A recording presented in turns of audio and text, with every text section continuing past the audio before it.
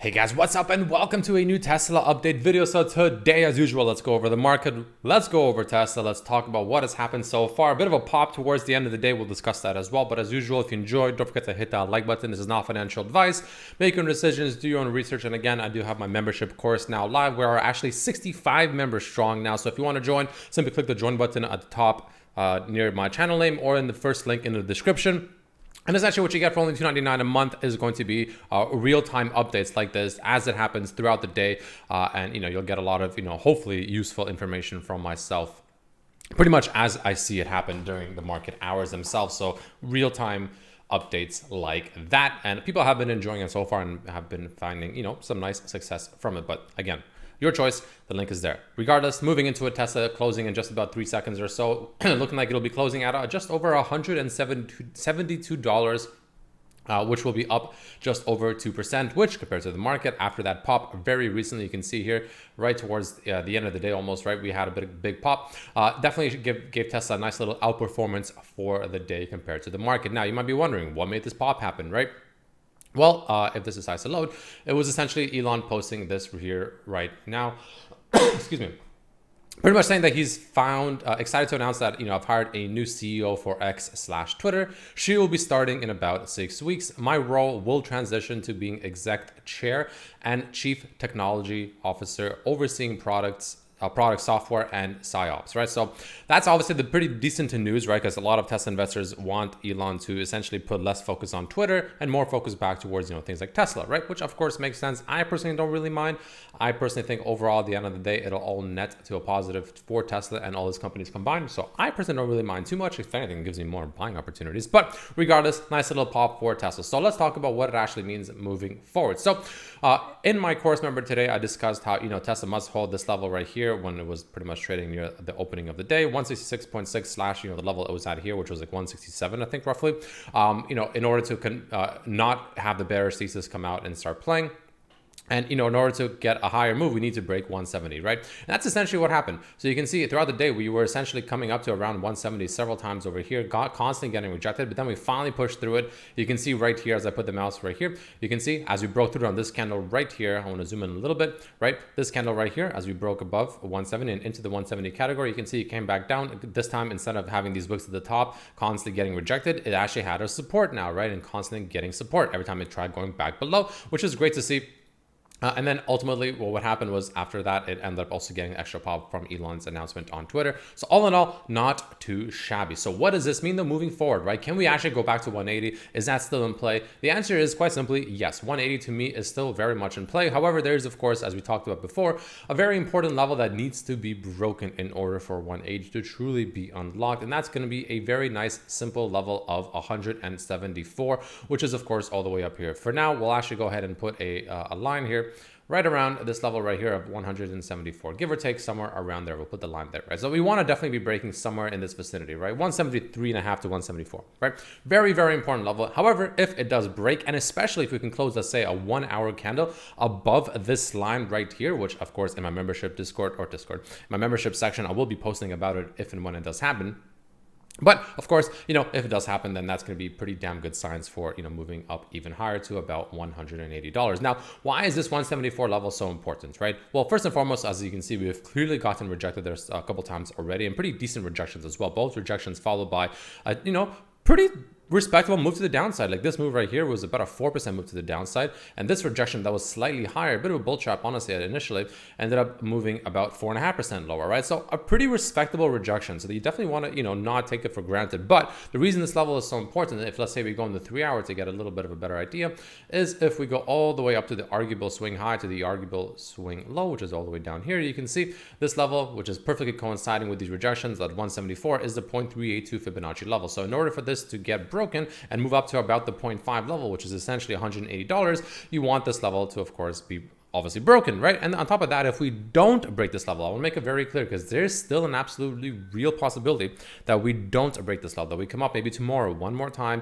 consolidate, and then just have issues breaking it and then potentially collapse pretty hard next week, right? So if that were to happen, if we cannot break this level, that's really, really bad because this is only the 0.382. That means that this bounce from the swing high to the swing low is a bearish bounce, and on top of that, it's a pretty weak bearish bounce. It's not a very substantial bearish bounce, right? Ideally, what the bears or the bulls want to see, at least, the bears actually do want to see it get rejected here, and the bears ideally don't want to see it go any higher, because if it does get rejected here again and just can't really seem to find any footing above it, that shows that this next move down, which is coming, in my opinion, is going to be a little bit more substantial, potentially even more severe than initially I thought. However, if it does break above this, the bears will still get a move down. It'll just be potentially less severe, and the bulls will have a bit of a more comfortable ride to the downside, if that makes sense. So that's the way I personally perceive it. Obviously, it could be completely wrong. That's just my opinion, but that is currently what I am seeing, and that's why that level is extremely important in my view. So that's the first thing I'll be paying attention to. Of course, we also want to take a look at, the downside. Well, what happens? What would cause Tesla to just invalidate this whole thing entirely and just continue making its way down? Well, again, first and foremost, right, getting rejected by this 173.5 to 174 level, but more importantly, getting out of this bear flag. So in this case, as I said in this right here, right, the longer it takes, the higher the minimum threshold to stay within the bear flag. And that's quite simple because, of course, this, bear flag, the bottom part of it, the channel is, of course, moving to the up and to the right? So that means the longer the time frame goes, it's constantly moving up. The staircase keeps moving up. So the longer Tesla stays within this, the more pressure there is to continue rising higher, at the risk of potentially just completely falling out. So for instance, if Tesla tomorrow at some point goes pretty much back into the 160s, right? Pretty much below $170 again, which was the crucial level that we did finally break today. As you can see this, I'm just gonna do like this, it's easier, right? Which is this level right here, right? Roughly, right? You can see constant rejections, constant wicks coming up to this rough area and constant rejections over and over and over and over again.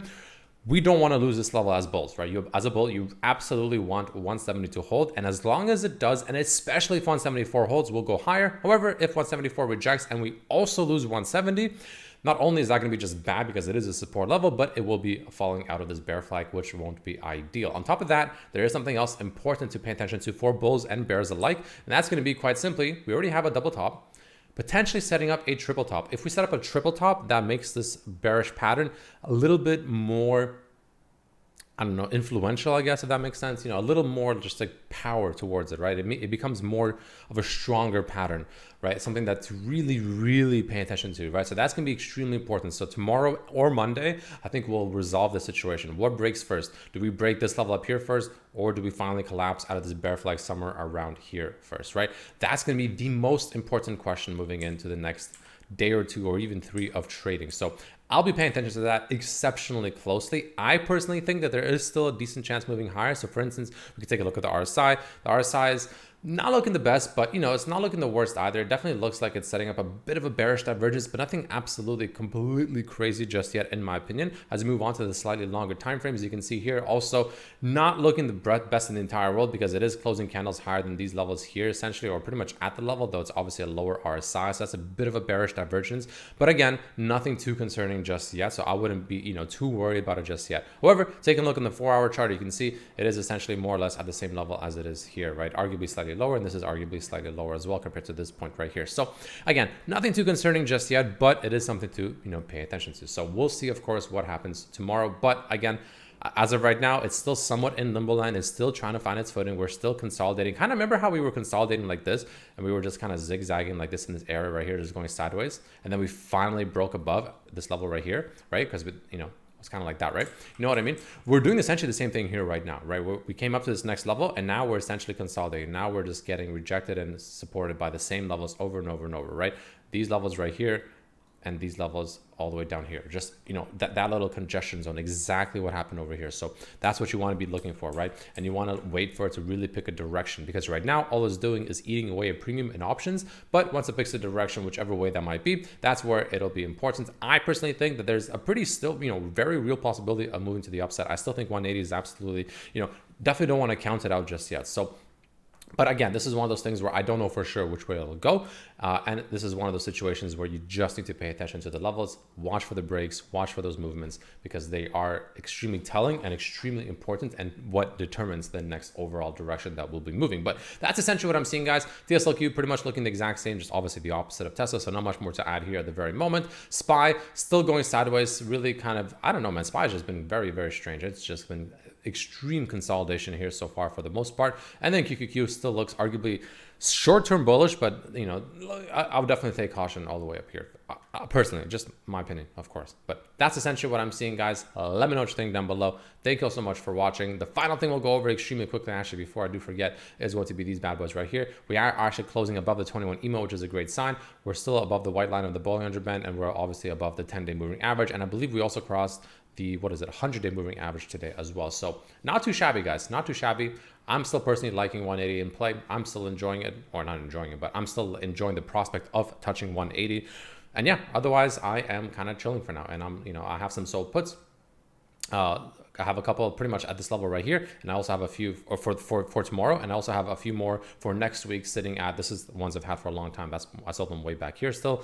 I think one is at 160 and one is at 155. They're worth very little, but I'm just gonna let them expire next week unless somehow we could collapse entirely next week, which is still possible. Just I don't think it'll happen. Even if we start playing out the bearish pattern, I still think we'll fall down, get a bounce, and then move lower after that. You know what I mean? Like it'll be something like I showed yesterday, where it'll be something like this, right?